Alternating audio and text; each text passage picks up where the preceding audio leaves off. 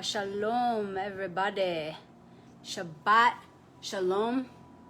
Tonight is Shabbat, and the sun goes down. And in case you don't know what Shabbat is, in short, it is just simply a ritual for uniting the many back into the one. That's all. So it doesn't matter if you're not Jewish. It doesn't matter where you come from, who you are. Shabbat can be for anyone. So, Shabbat shalom. So I'm here to do the first quarter activation. These videos have been going on for years now. And for those of you who are new to this, I'll just let you know it doesn't actually have anything to do with the moon itself. So it doesn't matter whether you think the moon is fake or if you worship it, I don't care. The moon is simply a measurement of time. And just like all things, reflects back to us an aspect of ourselves. So the light of the moon reflects the light of the sun, reflects the light of the one. So first quarter is reflecting to us that we are 1 week into this lunar cycle, this monthly cycle. And last week we did the new moon activation, so it was sort of a new beginning. Now we're 1 week in. So this activation is going to be a message about how we can move forward with this part of the process with the most grace, with the most ease. To just kind of get clear on where we're at, to get rid of all the extraneous thoughts floating around in our heads, to get rid of all the unnecessary energy in the way of what the actual point is. I just also want to share that tonight is Shabbat, and so the current Torah story for this Shabbos is Noach, or in English, Noah, and it's about the Great Flood, of course. I thought it was very interesting how in the Bible or Torah it says that on the 17th of Bul, which is the biblical name for this month of Cheshvan that we're in, on the 17th was when the flood began, and that's actually going to coincide with the day after Election Day. So just remember, the truth is dual, and there's always positive and negative to be found. So yes, there was this great flood, right, of Noach. However, it was also a time of a great cleansing. So that's what the theme of this month is: water, cleansing, renewal. So good to see you guys tuning in. I'm just shuffling the cards while you all tune in. Go ahead and let me know where you're tuning in from in the comments. I'm tuning in live from Sedona, Arizona, land of the vortexes, my home. So let me know in the comments where you're tuning in from. We are creating a grid right now. A light grid. No, but for real, this is not some woo-woo stuff. This is like real, actual reality. This is reality. New Zealand, New York, Holland. What's up, everybody? So this is real. This is not fluffy stuff. Like, we are literally creating a grid. Like, you are all tuning in from where you're tuning in from, and in that there is this connection that we are forming across the world. India, awesome. Virginia, Washington. So this is real stuff. We're creating the grid right now. So whatever you've been thinking about all morning, NYC, Wisconsin, whatever you've been thinking about all morning, go ahead and set it aside just for this moment. Alaska, Illinois, Alabama, Kingman, Arizona. What's up, neighbor? Europe. So just go ahead and set aside whatever it is you've been carrying all morning, maybe all week, maybe all month, maybe all year. Pennsylvania. Because we want to open up to receive this message as best as possible. And so, again, not some woo-woo stuff. Like, we need to open up. Like, no, really though, because if your consciousness, if your mind is so occupied with something, how are you going to be receptive right now? No, really. It's not just some woo-woo stuff. Queens, New York, what's up? Chicago, Michigan. So really think about that. This is real stuff. And I know a lot of people tune in and they get to this point and they're already saying, oh, woo-woo, this is too woo for me. I get comments every week, hateful comments, and it's fine. It's fine. We all know what that's about by now, right? Cali, Switzerland, Greece, what's up? But I just want to say to anyone who's maybe thinking that, maybe even if you're enjoying this, but there might be some small part of your mind saying, oh, this is woo-woo. I just want to tell you that it's very real. what about it is so woo-woo? While you're so busy thinking about how woo-woo it is, you're just, what you're doing is closing yourself up from just feeling good, just connecting with other people and receiving a positive message, that's all. And the way that I do the readings is a Kabbalistic way, so we take it to the root. It doesn't have to do with necessarily the material details of our reality, however, we can relate it to that. But what we do is we dive to the depths and we go to the root, the archetypal wisdom behind the situation, the archetypal force that is operative behind the situation. And it's always just a simple message to give us a goal, something to focus on in a way that we can bypass the monkey mind, the wild thoughts of the ego, right? And our material entanglement, and get straight to the root and just have a nice, simple message to focus on. And some people, it's too simple for them. They're like, oh my goodness, this is so simple, it must be woo-woo. Oh my goodness, it's so, Romania, what's up? You know, oh my God, this is so simple, it must be fake. Really?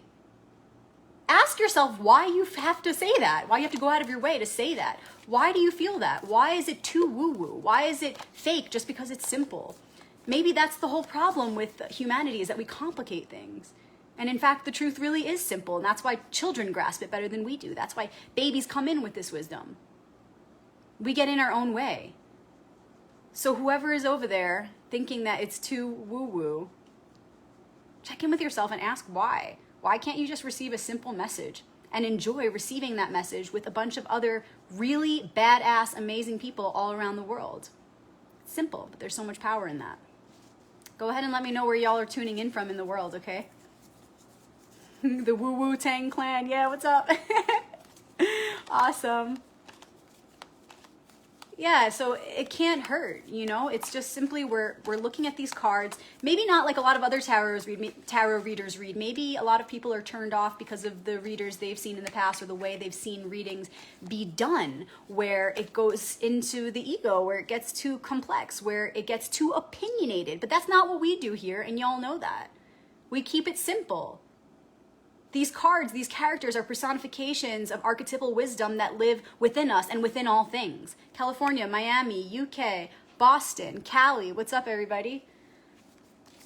So we're simply just extracting little pieces of wisdom and relating them to our current situation to give us a focus point, to give us an access point into the stream of wisdom, which ultimately contains all of these pieces of wisdom. We have to start somewhere. And so we pick these cards to give us that structure, that foundation to be able to get into that stream of consciousness, of wisdom, of healing. Okay. So just go ahead and tune into the infinite expansiveness, the timeless place of the heart space, where you and I, where we all are one, where all things are one. Let go of everything else and know that the universe is built upon such an intelligent, divine design. Nothing is outside of that order. Nothing. It's impossible. And so this intelligent design, it's self-serving in the highest way possible. So if we're doing the good work, if we are asking Creator, Source, Great Spirit, whatever you want to call it, Allah, Hashem, if we are asking for all of our stuff to be put aside so that we could do something for the greatest good of the collective, you better know that that is going to be granted to us. That Source is going to say, yeah, of course, I will assist you in setting the stuff aside because you're doing this work for me, for us, for one. So even if you've been carrying something for so long, know that in this moment, if your intentions are pure and you're here to do this work together with us, that stuff that you've been carrying, it is set aside right now. Feel lighter instantly, right here, right now, in the knowing that you are doing this great work and you are so supported by the entire universe to do this work. And then however you know how, however you feel called, go ahead and connect to the deck. Connect to me, connect to us, this web of light that we've created across the world. And just be present. Knowing that these cards are representing characters, which are personifications of energies that make up your entire being and our shared reality. So who wants to speak to us today? Who wants to give us a message?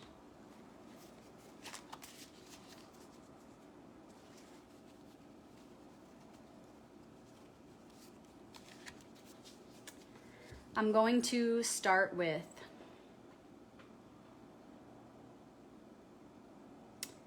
our current challenge. This is one I ask every single week for years. What is our current challenge, which can be more challenging for some people and less challenging for others? Is maybe triggering more resistance in some, but encouraging more grace in others, because the challenge is also one with the gift. The two are the one. This is the law of polarity. The gift exists within the challenge, and this energy, when we reveal it, is going to show us the opportunity that's been coming at us left and right, and when we meet it with awareness, we have the opportunity there to transform the challenge into the gift. And remember, it's not just when it's easy, it's in the times where it's most challenging where the most opportunity for transformation lies. So that'll be the challenge.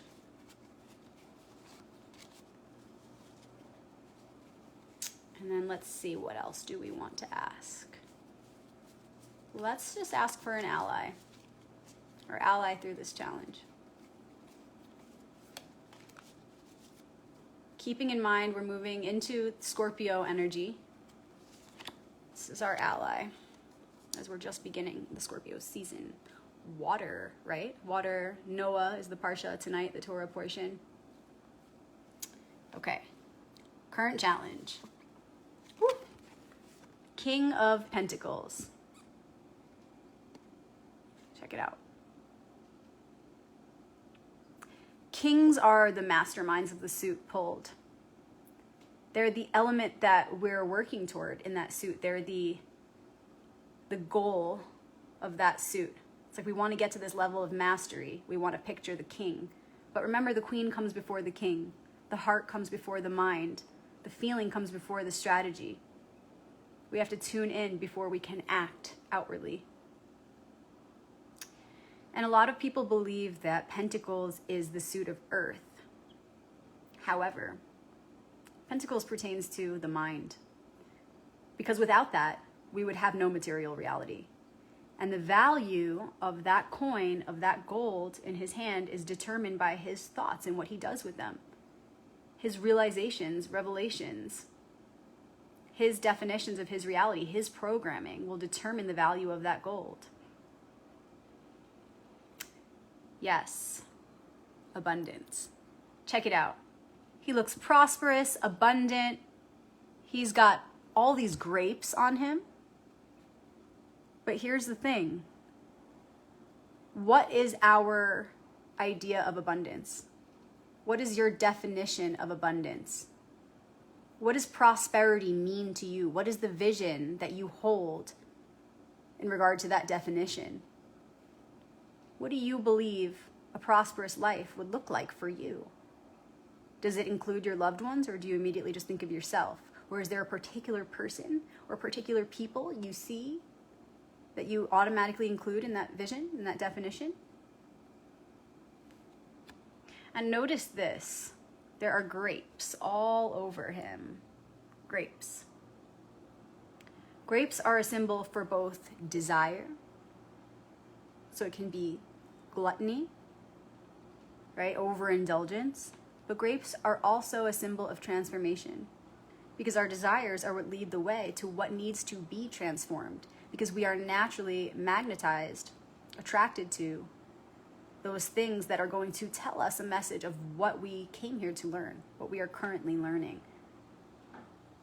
So the message here with all these grapes all over him would be, what are we so attracted to right now? What are we magnetized to on this material plane? What are our desires, and how are they speaking to us?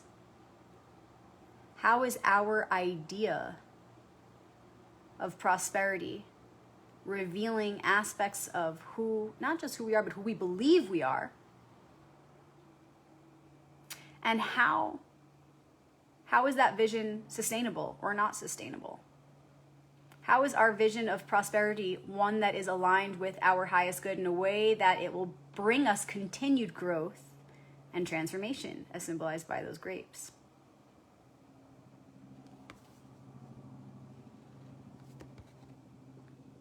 Is he content with his manifestations? Or is he feeling unfulfilled? So this being the challenge would look like, how are we challenging ourselves to look at our definition of prosperity, to see how we've been manifesting that or we haven't been manifesting that, and if maybe there needs to be some refinement of that vision before we proceed. So we may feel, some of us may feel, I don't have all those things that I've been wanting. I haven't yet manifested this reality of prosperity and abundance. And maybe you've been feeling really down about that. Maybe you've been feeling really discouraged. But he is saying, hold on. Let's see where your strategy needs to be tweaked and refined. But before we do that, let's ask, is it really what you want? Why don't you have those things yet? Maybe instead of being so upset about not having those things, it would be wise to consider why we have not yet attracted it, to maybe relieve some of that pressure and say, oh, it's because I don't even need it. It's because I don't actually really want those things. Deep inside, I don't really want them. And a good way to tap into what that highest I wants is to ask, what in this physical reality could help support me manifesting the growth that I came here to do? Because ultimately we have to return to why we're even here, right? Return to the number one card, the magician. What is magic? What are we to do with it? Why are we magicians? What are we here to do with this magic? Well, it's to manifest, right? The magician manifests. This is like, look at Thoth, the ultimate magician archetype, and his symbol of the ibis, the bird ibis. And he is meant to concentrate his powers, but for what? What is he here to manifest? Remember, the magician points one hand up and one hand down. We are here to align our will with the will of the divine. We're here to manifest for the collective. It's time to get outside of our small vision, our selfish visions of what I want for I, me, mine, mine. And so going back to that place of the magician, going back to the beginning, we can remember why we came here, and we can reconsider what our idea of prosperity is, what our vision of prosperity is, and perhaps what it should be, which may be slightly different from what we've been imagining all along. And we can say, oh my goodness, I've been putting so much pressure on myself to manifest X, Y, and Z, and I was wondering why I didn't have it, and I was really beating myself up over it, and I was looking at other people and feeling envious, which is a sin for a reason, not because it's a sin and you will be punished, but because if you're looking at it metaphysically, coveting what our neighbors have, what is that really doing? What frequency is that creating? Is it helping us to get there? No, absolutely not. It's keeping us stuck right where we're at. So this is why it's considered like a vice, okay? So feeling like we don't have all that we've been wanting, it keeps us quite simply out of a state of presence. We cannot be in the present when we're feeling this lack, when we're in this lack consciousness. We're either in gratitude or we're not. So for example, even if you don't have something yet, you can feel grateful for the existence of that thing, knowing that all things already exist simultaneously. And in being grateful that that thing exists, you may call it to you. Or you may realize that you don't need it at all and you're better off not wasting any energy even thinking about it. But the point is to stay present and to stay in gratitude. These are the keys to life. To stay present and to stay in gratitude. In fact, you can't be one without the other. If you're present, you're grateful. If you're grateful, you're being present with the beauty of life. So that's the thing. Really looking at why we we haven't been present, why we haven't been grateful, where we've been lacking in gratitude, where we've been inconsistent in staying in this present frequency. And seeing how when we're not in that space, it creates an abundance of not wealth and prosperity for one and all, but it actually creates problems and pain, suffering, guilt, some of the lowest vibrations, quite opposite from gratitude. When we beat ourselves up over what we don't have yet, we end up, as a byproduct, just being envious of other people, which is not good for us, not good for our health, not good for our well-being in any dimension, not good for us mentally, not good for us emotionally, and then ultimately, not good for us physically. And this lack of gratitude and this envy and this lack of presence opens up a space for disease. And we're living in a time where there is so much disease. And no, I'm not just talking about the thing you're thinking of. I'm talking about disease in general. I'm talking about imbalance in general. I'm talking about mental diseases. I'm talking about emotional pain, which leads to physical illness. There's so much dis-ease because there's so much disharmony. So maybe, just maybe, the King of Pentacles is here to tell us that the whole point of manifesting this prosperity should be based on the realizations we're having, the growth that we are doing. What is around us should be a reflection of that prosperity and abundance within, that inner well-being should determine the outer image and manifestation of it. Not the outside in, it should be the inside out. How can I pull my energy back to center, go back to the magician, back to one, remember why I'm here, why I even am the magician, why this archetype is within me, what I'm meant to manifest, and from there recreate, redesign my vision and definition of abundance and prosperity, and not just for me, the small me, but me, the one me, of which we are all a part, of which we are all one together. So, how can we see how any lack of balance, lack of harmony, any disease in our lives is a manifestation of this lack consciousness, forgetting to be grateful? And I want to bring it also back to the Torah story because it's Shabbat, and the Torah story is Noah or Noach, and what the people did that brought upon this flood was they said, God, we don't need you. They said, what do we need you for? Get out of here. We don't want God here. We don't need you. And the specific element of focus for this month is actually water. Like I said in the beginning of the video, the great flood of Noah. And the people specifically said to God, we don't need your rain, right? Which was previously seen as the greatest blessing. They said, we don't need your rain. We have an abundance of water. We have rivers, lakes, oceans. We don't need your rain, right? Like not knowing that all of this is a part of the one God, right? And so then God, universe, source, great spirit, Allah, Hashem, whatever you want to call it, goes, the irony, goes, okay, well then I'm going to ironically bring upon this great flood. You say you don't need me? I'm going to drown you in this thing that you're so ungrateful for. Right? That's the irony of the way things work in this life. And so the great flood came. So when we're not grateful, something comes to remind us to be grateful, because we inevitably must return to a frequency of gratitude. This is the only way that life persists. Life exists because of gratitude. What we are not grateful for is taken from us, only to remind us to be grateful again. So I'm not saying a great flood is going to come. I'm just saying this is a metaphor for what happens in our lives when we're ungrateful.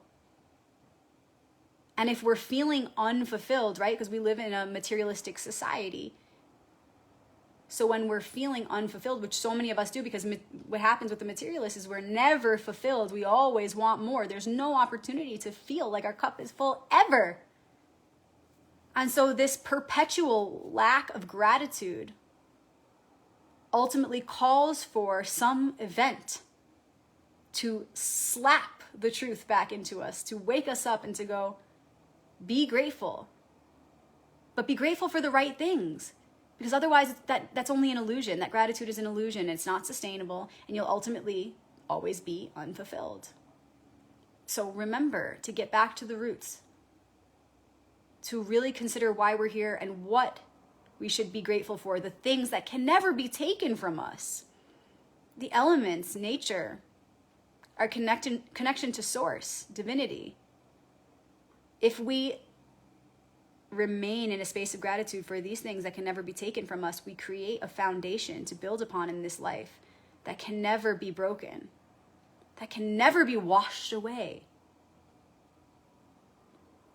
So the challenge looks like this: getting back to the magician, remembering why we're here, what the magic is for, and recreating our vision of prosperity and abundance so that we can move forward and progress in gratitude for what we already have, not feeling like we need to beat ourselves up over what we have not yet manifested or what other people have manifested and we just can't seem to. No.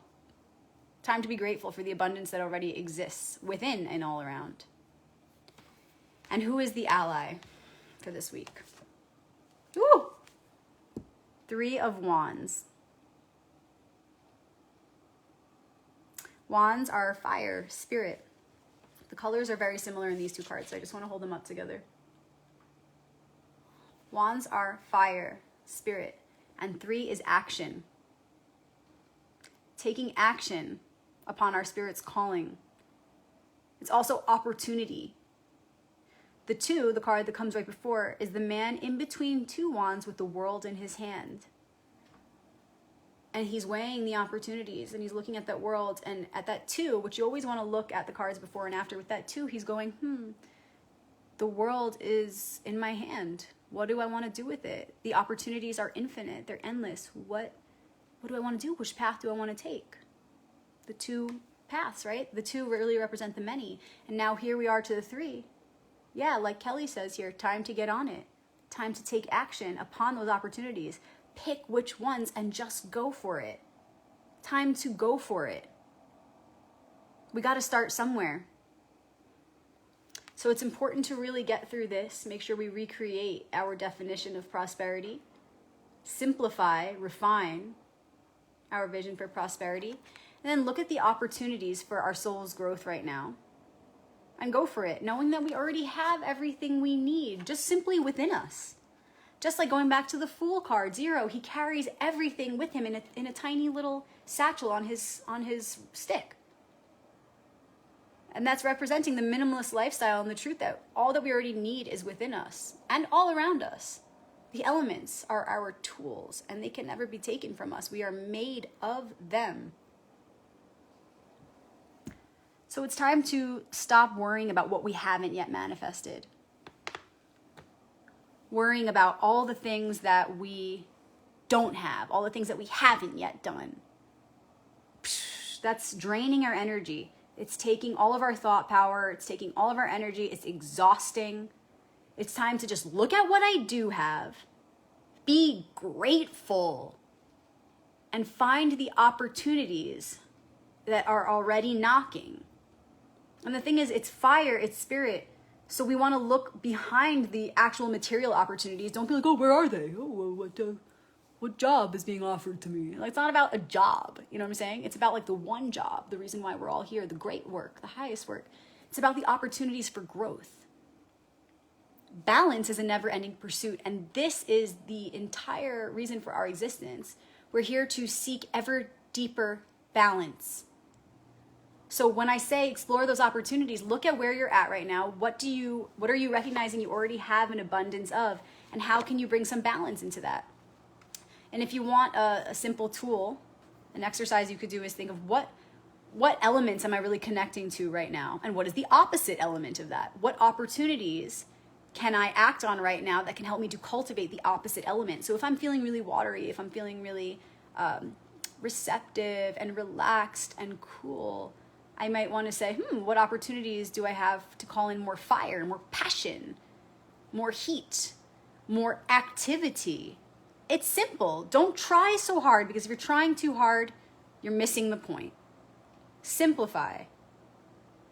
If we're trying too hard, we're missing the point. Simplify. What would your child say? What would the inner child, your inner child, say? How would you have perceived this as a young kid? Or how can you, as an adult, take your perspective now and your perspective then and marry them to come to a proper conclusion of what opportunity to take right now? Or what opportunity to make right now? Because we both make and take the opportunities. It all comes from one. The opportunities that come knocking are of our own creation, our own doing. Before we even came into this existence, right? The Alchemist, Arcanum 14, we wrote the blueprint for what experience we were walking into, because the soul knew what it needed to grow. And so it kind of wrote out this blueprint. Not that every little detail of your life is written, but the general blueprint, the archetypal blueprint, of course, it's already written. Because in fact, it was written way before even this lifetime. It was written at the beginning of time. The beginning of creation, which is so appropriate for where we're at in the Torah right now, right? We just started Genesis last week. So the blueprint, it's written into our DNA. That's what these cards are based upon, this divine design. And so we can't help but step into opportunities for our growth. We're doing it, whether consciously or unconsciously. We're doing it. This is why we're here. So how can we bring more conscious awareness into the present moment to recognize what opportunities are speaking to us for our growth? How can we begin to consciously recognize what it is we really need to work on, but to leave some space for the mystery, to be humble, to not think we know it all, because we never do. Because right when we think we figured it out, we haven't at all. So how can we look to our reality, both inner and outer, for those symbols and signs that kind of point the way to the part of the story, tarot, royal path, that we're in right now, to be able to consciously assist ourselves to properly direct our energy into the appropriate channels, to assist the divine plan by aligning our energy with it instead of resisting it, as so many of us constantly do. Okay, I'm not going to ramble on and on and on. I'm just going to sum this up. We have to look at what all abundance is already here. We have to look at where we've been ungrateful, and we have to wash that away, cleanse that. And it doesn't take much. It's just a simple knowing. Everything begins here, right? The first principle of hermetics, the principle of mentality. It's just about your knowing. You know, and then you sow the seeds of your reality. So how can we recognize where we've been ungrateful, where we've been exhibiting this lack consciousness, and bring more gratitude in, and see that we already have everything we need, that we're right where we need to be, and that nothing is outside of divine order. And from there, see the opportunities that have been calling us for our growth, for our spirit to take that next step to level up. Shabbat Shalom, you guys. Tonight is going to be the first ever live virtual Zoom Shabbat meetup. If you're not yet a part of my private group, it's called Shabbat Crew, and there's some pretty amazing people in there. So just go ahead and find Shabbat Crew. It's actually on my wall, and there's a link there. You can just download Zoom if you don't already have it and meet us. It's going to be at 6:15 p.m. Arizona time anyway, and it should give you the time conversion on the link there. You're welcome to call in on your phone or use your computer, whatever device you have. You're welcome to completely turn off your microphone and or your camera if you just want to tune in and listen. But I'm inviting you to show up and share, because this is a discussion. So when we start the call, I'll just tell you a little bit of the mystical import of the current Torah story, which, like I said, is Noah, and just give some kind of key points, and then the floor goes to anybody who wants to speak. We'll just pass around the talking stick and do our best to not overlap each other, because I know sometimes Zoom can be funny like that. In case you guys don't know, if this is your first time watching, I also have a private group called The Royal Path, which is all about tarot, because tarot means the royal path. It also happens to be the title of my book, The Royal Path. And so if you enjoyed this activation, if you enjoyed this reading, join our private group, because we elaborate a lot more in there. We share a lot of cool stuff in there. These activations happen every single week. I'd love to see you in the activation portal anytime. Thank you for bringing your unique magic here now and sharing in this web of light that we've created across the world, helping us to activate this message. If you have any friends, family, special groups, meditation, light worker, kundalini yoga, and any groups, of the new earth consciousness that might appreciate this message, go ahead and share it with them. If there's somebody you think would enjoy this, go ahead and share. We do weekly classes, by the way, every Thursday morning on Zoom. I know everybody's in different time zones because everybody's tuned in from different parts of the world right now. But we do them every Thursday morning, and they are recorded for your convenience. So a lot of people actually take this tarot class based on the recordings. We already have classes 0 through 18, plus 2 bonus classes recorded and stored in a private archive. So if you want to begin these classes, you can go at your own pace. Just reach out to me for information. And I would love for you to join us. The next class will be next Thursday, and it will be on Arcanum 19, the Sun. And again, it will be live on Zoom. Please let me know how I can assist you. I'm here for all my bro stars and sis stars. Thank you for all your beautiful comments. I'm seeing a lot of people are asking where to find my book. Just go ahead and private message me. When I send copies of my book to you, I send a handmade bookmark made out of a random tarot card. But when you purchase from Amazon, unfortunately, I have no way of including this. When you purchase from me directly, I also sign it with my Hebrew name, so it's sort of like a special seal that I like to include, because then everybody who has this book, which is all over the world, has that seal. It's like an activation that's being sent all over the world, and it's just blowing my mind. It's so awesome. So thank you to everybody who purchased my book. I'm sold out, but I'm taking pre-orders. I will have more copies the first week of November, so if you want to reserve a copy, just reach out, private message me. Thank you all for opening up this portal with me. I hope you have a fantastic weekend, and I look forward to seeing you tonight in our first ever virtual Shabbat hangout. Again, the link is in our private group, Shabbat Crew. It's on my wall. Reach out if you can't find it. I would love to see you there. Shalom.